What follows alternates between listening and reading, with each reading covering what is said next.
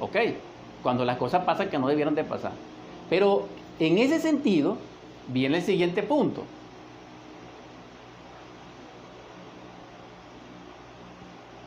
¿Por qué hablé del enovismo? ¿Por qué hablé de la importancia? ¿Y por qué ahorita estamos hablando de este tema? Porque tiene un factor común. ¿Dónde termina alguien importante? Ya les dije que termina cometiendo una traición. Y la traición primera que comete es contra sí mismo. Contra sí mismo. Entonces, cuando él se desfasa de sí mismo, entonces él se desfasa de todo el mundo. Y él queda aislado totalmente. Pregunto, ¿quién va a ayudar a esa persona? Nadie. Entonces, él llegó a ese estado. ¿Qué le puede esperar a esa persona en ese estado? Fíjese, él se labró eso, él es muy importante, sí, pero es que la gente importante se muere. La gente importante le pasan las cosas igualitas a las que no son importantes. Entonces, ¿por qué toqué lo del tema del snob? ¿Y por qué es el sentido de importancia? Porque cuando una persona es importante no trabaja sobre sí mismo. No. Más bien si me escuchas demasiado. Si leen un libro profundo, verdadero, de autorrealización, es demasiado, porque ellos son muy importantes. Ellos no lo hacen. Ellos miran el reloj, ellos tragan así como tragué, ellos sacan un cigarrillo, ellos se peinan, cambian la conversación, pero esos son la gente snob. Y como son snob, no trabajan sobre sí mismos porque lo de ellos es eterno. Lo de ellos es el poder externo. ¿Ok? No el poder interno. Entonces, ¿cuál es nuestro poder interno? Nuestro Padre, nuestra Madre, nuestro Cristo íntimo dentro de nosotros. Ahora bien, si le damos curso a esto, viene otra reflexión. Imaginemos lo siguiente. Cuando el niñito va a ser acosado, están las potencias del bien y del mal ahí. Y están los familiares. Familiares que los aman y familiares que no. Y tal vez el delincuente o el criminal que puede ser tal mismo papá. ¿Sí o no? Pero todo eso está ahí, pero nosotros no lo vemos en las dimensiones superiores de la naturaleza. ¿Qué es lo que nosotros vemos? Puras apariencias. Pero dentro de las apariencias, ¿qué es lo que vemos? Que el que la está acosando es virtuoso, etcétera, etcétera, etcétera, y nadie sospecha de él. ¿Estamos de acuerdo? ¿Sí o no? ¿Es así o no es así? Nosotros no sospechamos de esa persona porque pues esa persona tiene condiciones especiales que nosotros no tenemos. Fíjense usted lo que le digo. Entonces ese señor es sumamente malo que parece bueno. Y habemos personas sumamente buenas que parecemos malas. Entonces, ser bueno o malo no es el asunto. El asunto es ser lo que se es. ¿Cómo? Llevando la luz a nuestro interior. Aquí fue donde Pablo falló. Pero que no falló, pues. Sino que estamos disertando el proceso del síndrome del paso de Damasco, ¿verdad? Dándole una connotación distinta porque ya lo ha hecho a través de los años. Entonces, ¿qué pasó con Pablo? Que Pablo se transformó, entonces abrió sus ojos. Así tenemos que hacer nosotros, abrir nuestros ojos espirituales. ¿A qué? A lo real. Pero si ustedes siguen considerando que esto es real, no, están equivocados porque esto no es real. Esto es transitorio. Que de alguna manera vibra, se correlaciona, corresponde, se conecta con lo real. Sí, entonces aquí es donde viene el punto. Si ustedes reflexionan, ¿por qué este maestro, esta jerarquía cuando estaba encarnada, tenía que dormir para responderle al ser? ¿No le parece interesante eso? O, ¿por qué el Cristo no vino completo? Que siempre le hago la misma pregunta. Entonces, aquí es donde nosotros necesitamos escudriñar el asunto. Entonces, el ser se manifiesta hasta cierta dimensionalidad. Después de esa dimensionalidad, él no se puede expresar y necesita la cooperación del alma humana, pero de quien la tenga. Quien no la tiene no puede. Pero también hay otra cosa, que el caso del Cristo, el caso del Buda, el caso de Moisés y el caso de muchos otros, El ser no tiene ese inconveniente, no tiene esa limitación. ¿Por qué? Porque esos seres murieron absolutamente, como no tienen nada de yoe y son puros, el ser se expresa totalmente en ellos, en toda la expresión y plenitud de lo que sea posible. Miren lo que es maravilloso de la vida. ¿Y por qué lo hacen ellos? Ellos lo hacen por amor a la humanidad. Ellos no lo hacen por ambición, porque por ambición no se logra esto. Esto se logra es por amor, por servicio, por caridad. ¿Comprenden? Ahora bien, si seguimos reflexionando en ese asunto, de repente ustedes no quieren ser Moisés. Ok, no de acuerdo. Ni tampoco quieren ser el Buda. Muy bien. Ni quieren ser el Cristo menos, ¿no? Pero ustedes quieren tener felicidad.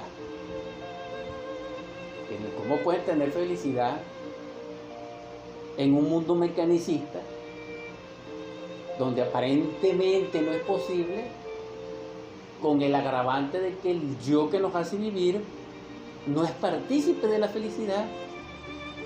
Y si a nosotros nos agarra Dios y nos lleva a las regiones sefiróticas de la felicidad, nosotros somos sumamente infelices. Y le decimos, no, aquí está ahí.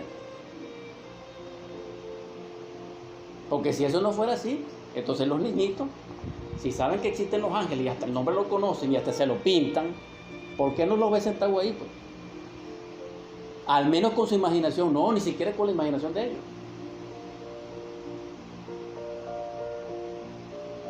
Esto es muy duro, esto es muy crudo, esto es muy lapidario, pero así es el asunto. Entonces, debemos reflexionar sobre eso. ¿Qué necesitamos nosotros? Trascender el estado en que nos encontramos.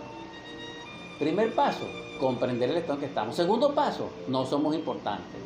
Es decir, nada somos. ¿Quién es? El ser sí es. Vamos a dar la oportunidad al ser dentro de nosotros. Entonces comienza la vida a ser distinta. ¿Por qué? Porque hay una esperanza de conciliación con Él. Ahora,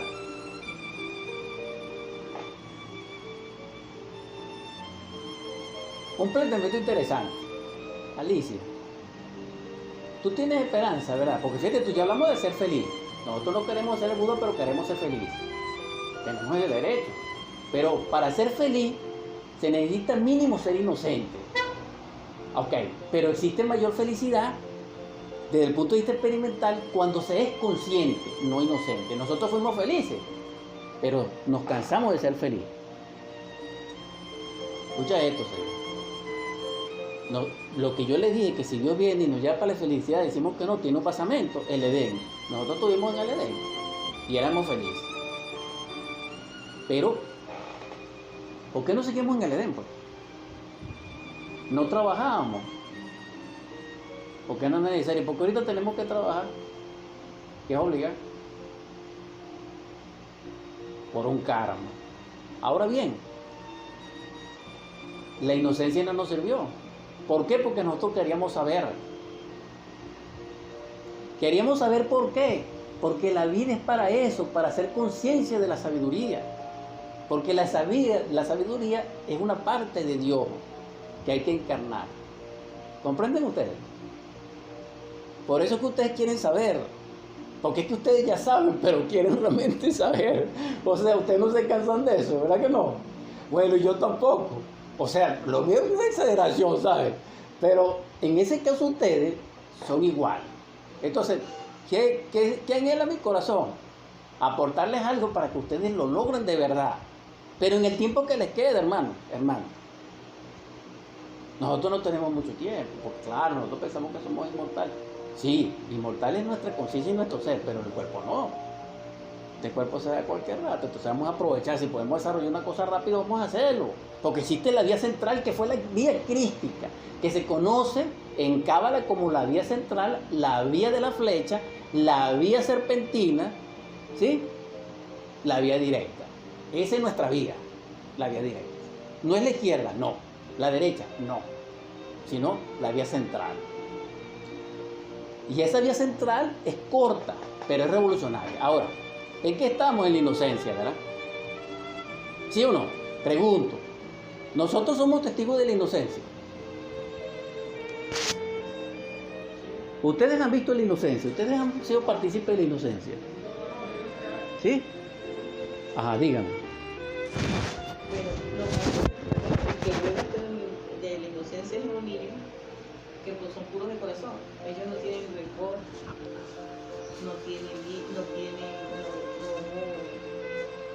ellos les pasa algo y una vez se les olvida, vuelven otra vez a su familia. Sí, al que les hizo daño, ellos vuelven otra vez, porque ellos no guardan rencor de nada, no, son puros. Ajá, exacto. Pero cuando son niñitos, porque después de cierta edad. Eso es maravilloso, maravilloso. Nosotros somos testigos de la inocencia. Un niño de meses, él es inocente. Es bello. Y él es feliz en ese nivel. Vamos a poner que él no desarrollara la personalidad, ni el ego se le manifestara. Él cuando crece con esa inocencia, él no va a ser feliz. Y aparte que no va a ser feliz, él no va a saber convivir con nosotros. Así pasó con nosotros algo semejante, allá en el Edén. ¿Y el Edén qué es? El Edén es la Lemuria, es decir, la tercera raza aria. ¿Comprenden? Ok, entonces, en esa tercera raza aria, que es el paraíso edénico, ¿cuándo acontece lo de Adán y Eva? Lo de Adán y Eva acontece entre la tercera y la cuarta subraza de la tercera raza aria. Es decir, en el escenario lemúrico, pero entre la tercera y la cuarta subraza lemúrica. ¿Por qué aconteció eso? Porque antes no había Adán y Eva, sino que había Adán solo o Adán carnal. Es decir, era andrógino, después hermafrodita y después separación de sexos. Es decir, entre la tercera subraza y la cuarta subraza lemúrica se empiezan a dividir los sexos. ¿Qué le queda al varón? Los senos, pero involucionados. ¿Qué le queda a la mujer? El clítoris, pero involucionado. La garganta se polarizó. Es decir, el verbo se polariza entre energía creadora y verbo.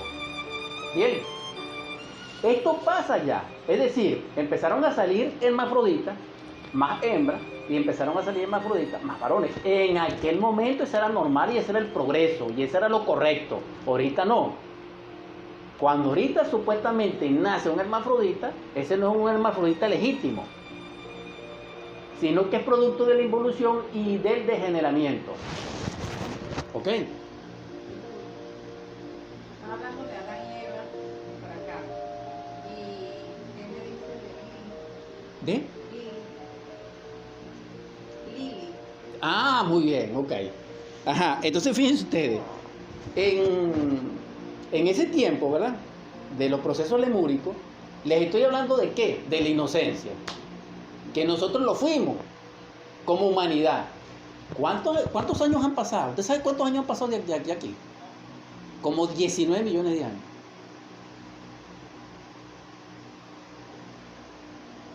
Es decir, que los cuerpos que nosotros hemos tenido, de repente hacen una montaña. O de repente harán, no sé, una casa. Pero nosotros tenemos bastantes huesos por ahí, ¿sabes? Y bastante ceniza. Ajá, pregunto, ¿dónde están los estudios de nosotros? ¿Dónde están nuestras lágrimas? ¿Dónde están nuestras alegrías? ¿Dónde está lo que vivimos? ¿Dónde están los amores que nosotros tuvimos? ¿Dónde están nuestras grandes victorias? Nosotros ni nos acordamos. Ese es el estado nuestro, ¿entiendes? Entonces, ¿cómo alguno de nosotros puede ignorar eso? Y esa es la tragedia nuestra. Nosotros tenemos derecho de tener realidad con nosotros mismos. Pero tenemos que tener conciencia, porque si no, porque si nosotros fuimos un criminal. Si nosotros fuimos un snob de Calígula y estábamos a la corte de él, entonces, ¿qué pasa? Entonces necesitamos conciencia para saber esa cosa, ¿verdad? Sí, porque si la gente le encanta ser, es Cleopatra y María Antonieta y el rey no sé qué, no, mucho. Puro famoso. Usted habla de las reencarnaciones y no hay nadie chiquitico, sino puro grande. ¿Quién eras tú? No, allá era el fulano, o sea, puro faraón y puro rey. No, eso no es así. Todos son Napoleón y todos sean María Antonieta. No, eso no es así. Entonces, muy bien. ¿A qué punto voy con esto nuevamente? A la inocencia. Entonces nosotros fuimos felices. Pero ¿por qué nosotros no seguimos siendo felices? ¿Por qué Dios no aprovechó ese momento que nosotros éramos inocentes y felices? ¿Y por qué vino la tentación entonces? Pues en juego. Si Dios es perfecto, Dios permite la tentación. ¿Sí o no? Porque Dios quiere conciencia de perfección, no conciencia inocente.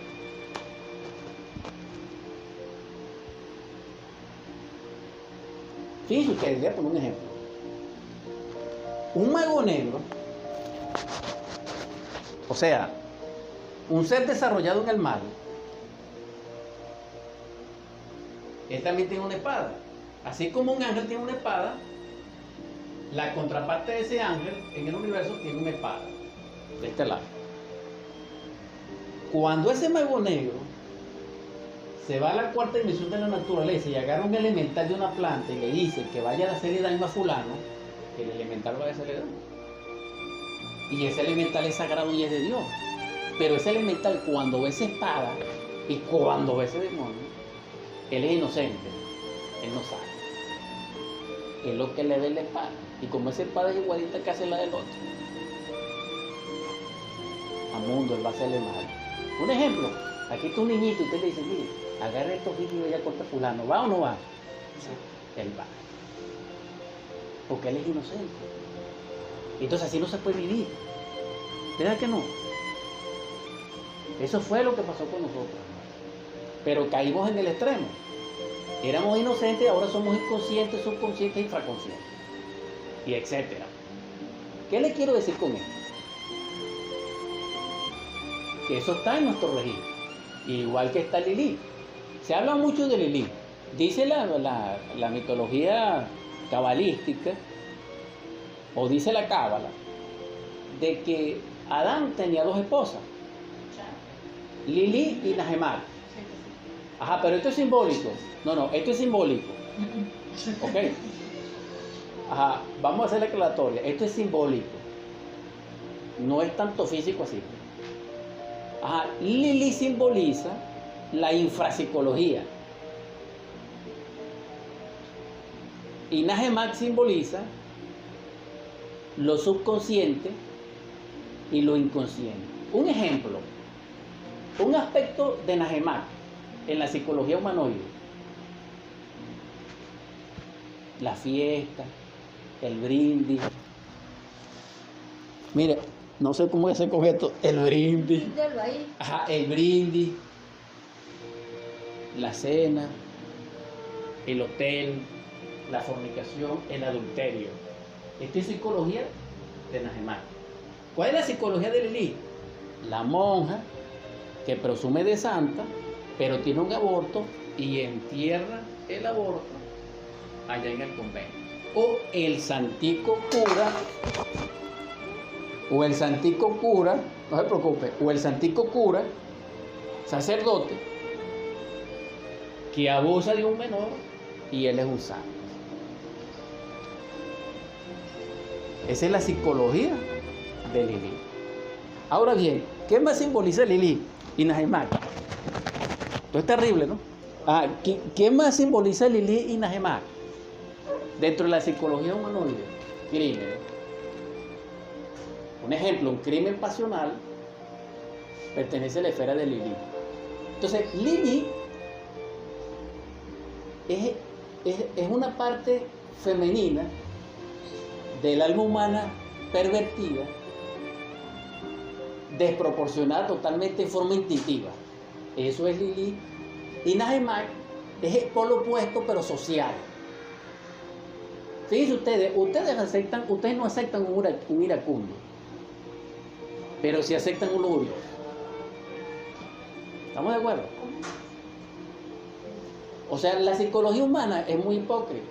O sea, la psicología humanoide, porque nosotros no aceptamos que sean las personas iracundas, pero las lujuriosas sí.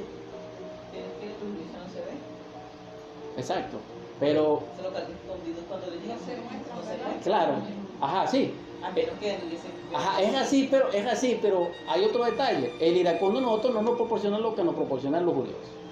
También es cierto, ¿no les parece? Claro, esta es psicología de nosotros los humanoides. Eso hay que revisarlo en nosotros. Ahora, continuamos con esto, sí. ¿Qué más podemos decir de Lilith? Que es la contraparte del eterno femenino, porque pertenece a la sombra. Lilith es todo lo que sea la sombra dentro de nosotros. Ahora, mucho más profundamente, Lilith se corresponde como al reflejo perdido del alma divina. ¿Ok? En una carta astral donde esté posicionada Lilith, hay una información al respecto. ¿Entienden? Un ejemplo, si vamos a estudiar la carta astral de ustedes, aparece Lilith. Entonces nosotros en Lilith podemos determinar, bajo las distancias angulares, bajo la posición, bajo el signo, bajo las caracterizaciones, qué influencia tiene sobre esa persona.